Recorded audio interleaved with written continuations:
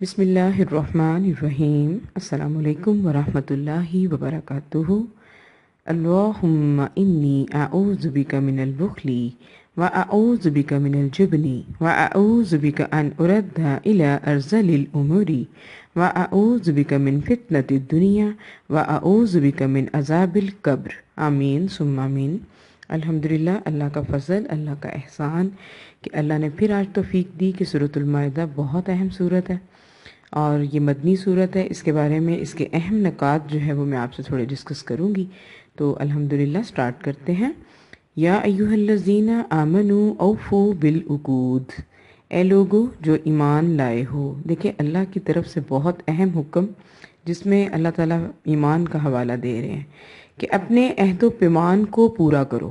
ٹھیک، اب یہ عہد و پیمان جو ہیں یہ اللہ تعالیٰ سے بھی کیے ہوتے ہیں، اور ان سے مراد جو ہے یہ وہ معاہدات بھی ہیں جو انسانوں سے، لوگوں سے کیے جا رہے ہیں۔ ٹھیک ہے، اور یہ اپنے معاہدات کو پورا کرنے کی تاکید فرما رہے ہیں اللہ تعالیٰ کہ فار ایگزامپل لوگوں سے کیا معاہدات ہوتے ہیں؟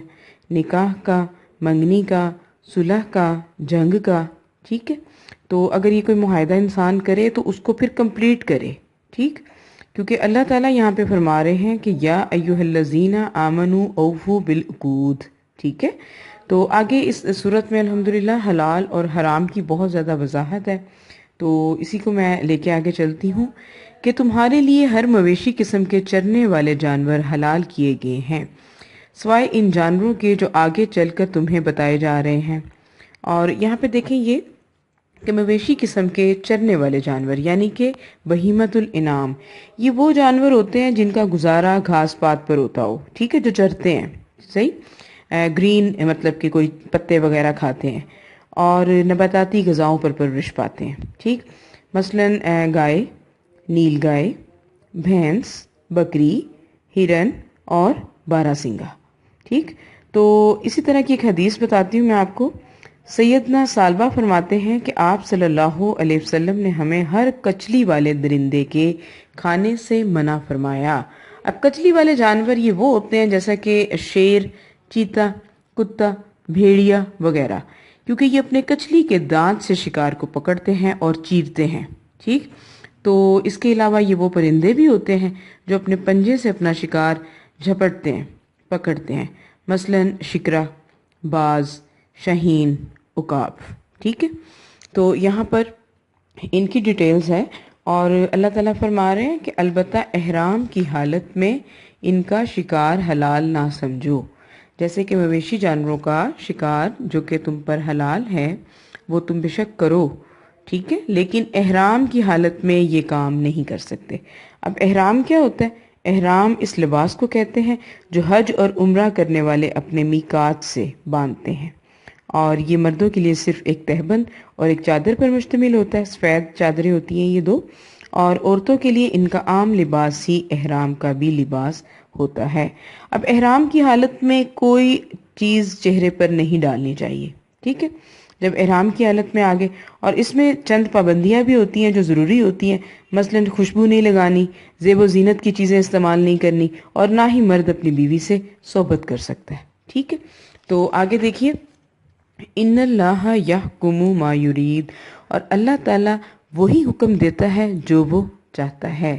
یہ بھی بہت اہم حکم ہے آیت نمبر 2 میں، اے لوگو جو ایمان لائے ہو اللہ کے شاعر کی بے حرمتی نہ کرو۔ شاعر کو میں تھوڑا ڈیفائن کروں گی کہ یہ وہ نشانیاں جن کو دیکھ کر اللہ یاد آئے۔ ٹھیک ہے، اللہ کی وہ نشانیاں جن کو دیکھ کر اللہ یاد آئے، اور یہ وہ چیزیں جن کی عزت اور تعظیم ہر مومن پر واجب ہوتی ہے۔ فار ایگزامپل خانہ کعبہ ہے، مقام ابراہیم ہے، صفا مروہ ہے، اور زمزم ہے۔ ٹھیک ہے، تو یہ چیزیں جو ہیں یہ شاعر اللہ میں آتی ہیں۔ اور آگے اللہ فرما رہے ہیں وَلَلشَّهْرَ الْحَرَامِ، اور حرمت والے مہینوں کو حلال نہ سمجھو، یعنی کہ حرمت والے مہینے بھی 4 ہیں، ذی-قعدہ، ذی الحجہ، محرم اور رجب۔ اور حرمت کا مطلب یہ ہوتا ہے کہ ان مہینوں میں لوٹ مار اور لڑائی وغیرہ سے باز رہنا ہے۔ ٹھیک ہے، وَلَلْهَدْيَ، اور قربانی، وَلَلْقَلَائِدَ، اور نہ پٹے والے جانور۔ اب پٹے والے جانور کون سے ہوتے ہیں کہ فار ایگزامپل کسی جانور کے گلے میں بطور نشانی ایک پٹا ڈال دیا جائے اور نشانی کے طور پر یہ بات واضح ہوتی ہے کہ یہ جانور جو ہے یہ قربانی کے لیے مخصوص کر دیا گیا ہے، ٹھیک ہے۔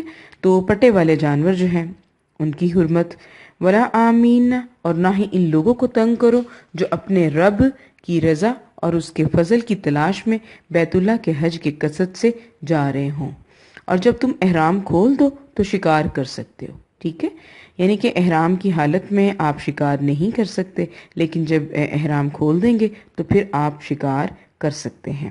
اس کے علاوہ اللہ تعالیٰ نے بہت اچھا ڈیفائن کیا ہے اس میں کہ حرام کی گئی تم پر مردار، یعنی کہ مری ہوئی چیز تم پر حرام، ٹھیک، خون، بہتا ہوا خون، صحیح، ولحم الخنزیر، اور پگ کا گوشت یعنی کہ سور کا گوشت، وما اہل لغیر اللہ، اور جو حلال ہے واسطے غیر اللہ کے، یعنی کہ یہ وہ جانور جن پر اللہ کا نام نہ لیا گیا ہو، غیر اللہ کا نام لیا ہو، ٹھیک ہے، کسی بزرگ کے نام پر، کسی پیر کے نام پر، کسی جانور کے نام پر، کسی فرشتے کے نام پر اس کو ذبح کیا جائے۔ تو یہاں پہ وما اہل لغیر اللہ بہ والمنخنقۃ والموقوذۃ والمتردیۃ والنطیحۃ، ٹھیک، اور وہ جانور بھی جو گلا گھٹ کر مر جائے، چوٹ کھا کر یا بلندی سے گر کر یا سینگ کی ضرب سے مر گیا ہو، نیز وہ جانور جسے کسی درندے نے پھاڑا ہو، ٹھیک، الا یہ کہ وہ بھی زندہ ہو۔ ابھی وہ اگر زندہ ہے تو آپ اس کو ذبح کر لیں اور آپ اس کو یوز کر سکتے ہیں، ٹھیک، اور نیز وہ جانور بھی جو کسی آستانے پر ذبح کیا ہو، ٹھیک۔ اب جیسے فار ایگزامپل بہت ساری قبریں ہوتی ہیں اور ان پر مخصوص کر دیا جائے کہ ہم جا کر اس جگہ پر جانور کو ذبح کریں گے اور یہ فلاں بزرگ کے نام پر قربانی دی جا رہی ہے، ٹھیک، تو یہ ہے آستانہ، غیر اللہ کے نام پر جس جگہ پر لا کر جانوروں کو ذبح کیا جائے، اور یہ واقعی فسق کے کام ہے، ٹھیک۔ بہت ہی اہم آیت ہے اس سورت کی، الیوم اکملت لکم دینکم واتممت علیکم نعمتی وردیت لکم الاسلام دینا، اور آج کے دن میں نے مکمل کر دیا تم پر دین تمہارا، اور پسند کیا اور پوری کر دی تم پر اپنی نعمت، اور پسند کیا تمہارے لیے دین اسلام کو، رضیت باللہ ربا وبالاسلام دینا وبمحمد نبیا۔ دیکھیں یہاں پہ تکمیل دین کا جو مطلب ہے نا، وہ یہ کہ دین سے مراد شریعت کے تمام اصول اور احکامات اور ہدایات، اور ان احکامات پر عمل پیرا ہونے کا وہ طریقہ اور وہ نمونہ جو نبی اکرم صلی اللہ علیہ وسلم نے تمام مسلمانوں کے سامنے پیش فرمایا۔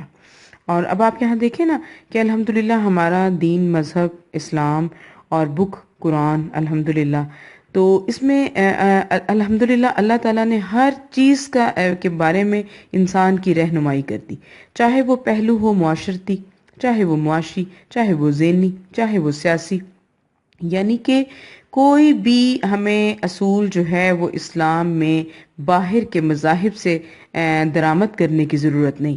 الحمدللہ ہمارا مذہب اسلام جو ہے وہ ہر لحاظ سے ہماری جو ہے وہ رہنمائی کرتا ہے اور کمپلیٹ کرتا ہے، اور الحمدللہ یہ ایسا مذہب ہمارا اسلام مذہب جو کہ دنیا میں بھی ہمیں ہدایت کی طرف رہنمائی کرتا ہے اور آخرت میں نجات کا بھی سبب بنتا ہے، ٹھیک ہے۔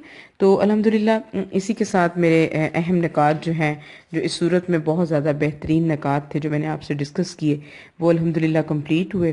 اللہ واقعی ہمیں نیک اعمال کرنے کی توفیق دے، اور جو حلال چیزیں ہیں اللہ کرے کہ ہم ان کو حلال سمجھیں، اور جو حرام ہیں تو ہم ان کو حرام سمجھیں، ٹھیک ہے۔